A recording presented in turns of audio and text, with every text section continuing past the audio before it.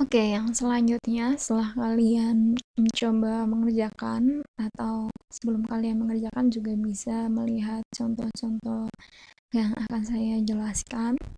Contohnya di sini angkanya sudah diketahui ya, A star dan B starnya sudah diketahui. Kalau tadi kan X, Y, Z-nya diketahui, kita nyari A star dan B starnya. Nah, di sini A star dan B starnya sudah diketahui.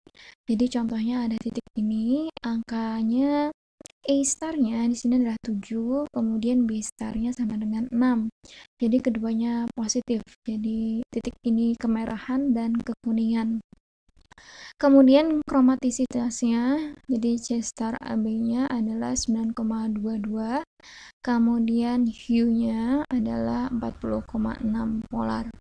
Jadi tinggal dimasukkan saja rumusnya seperti ini kalau mau cari si AB tadi.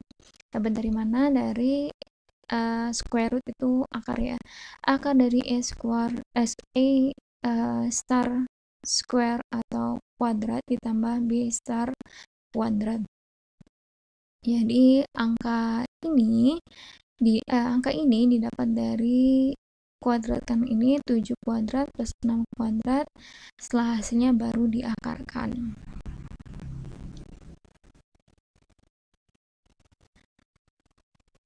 Nah, setelah itu kita bisa menilai kalau secara persepsi dari si AELEB ini atau L star likeness itu bisa hampir disamakan dengan brightness. Jadi likeness sama brightness kurang lebih sama.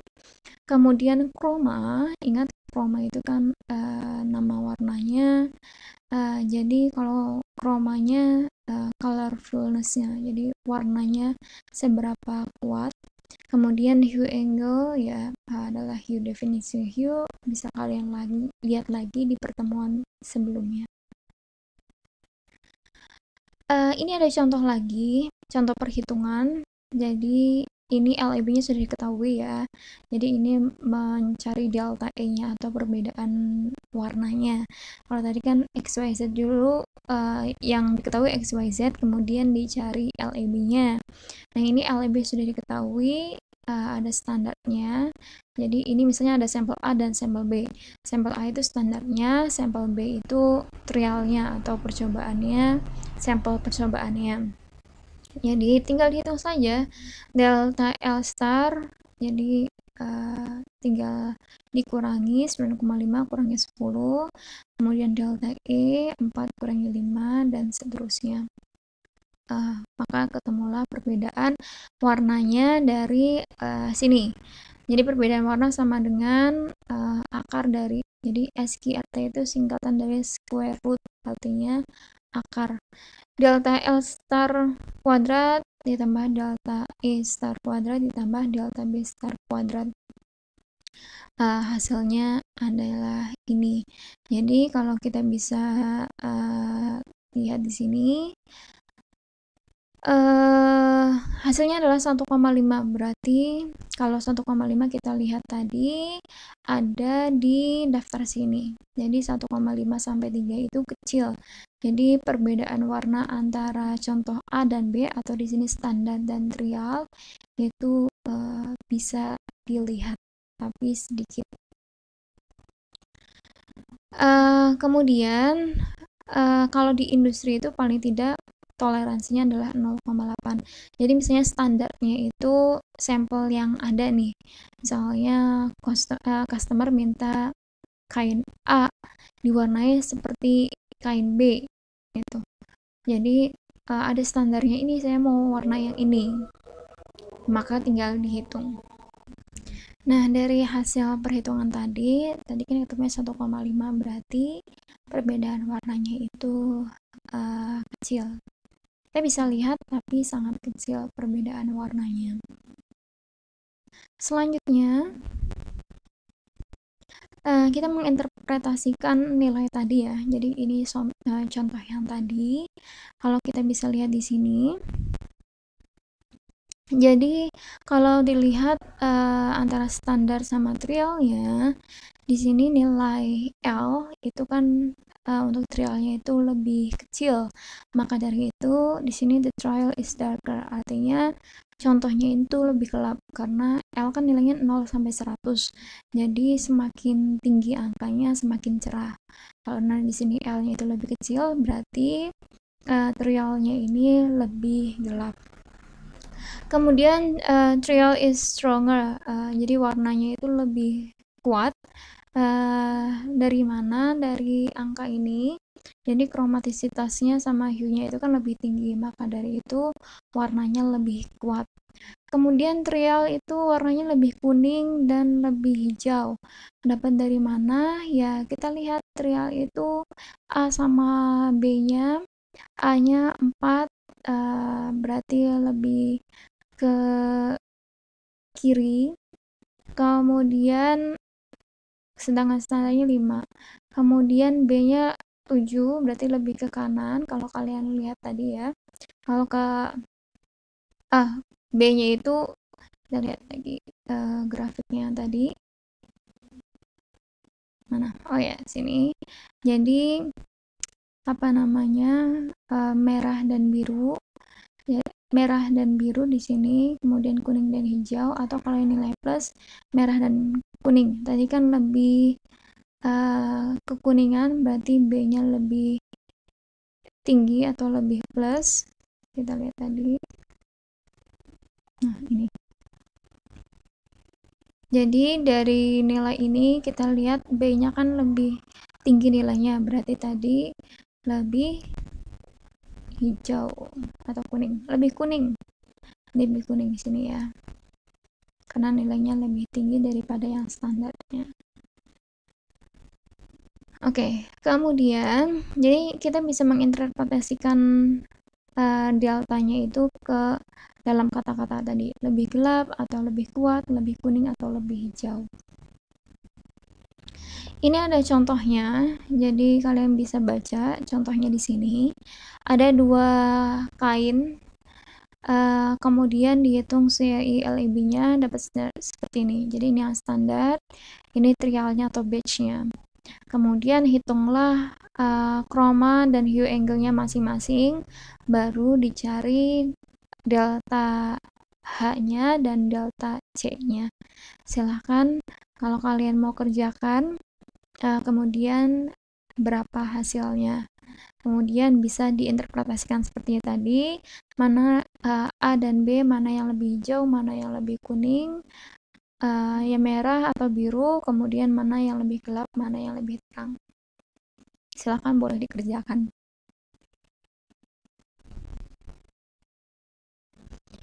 Atau perhitungan yang lainnya bisa saja menggunakan perhitungan ini lebih agak rumit. Jadi kalau kita lihat di sini delta E star 94 karena sesuai dengan tahunnya. Kemudian ada delta L, delta C, delta H diambil dari tadi. Kemudian ini ada KL sama SL itu beda lagi. Jadi kita bisa lihat di sini apa namanya? Standarnya. Jadi S itu standar, C itu chroma, standar Q-nya dihitung dari C star standarnya. Kemudian bisa dihitung seperti ini. Jadi misalnya sini standar chromanya berapa, 1 plus 0,045 dikali C-nya tadi dapat berapa, dan seterusnya. Ini lebih agak rumit karena kita harus menghitung dulu S-nya berapa masing-masing chroma dan hue-nya, baru dimasukkan rumus ini.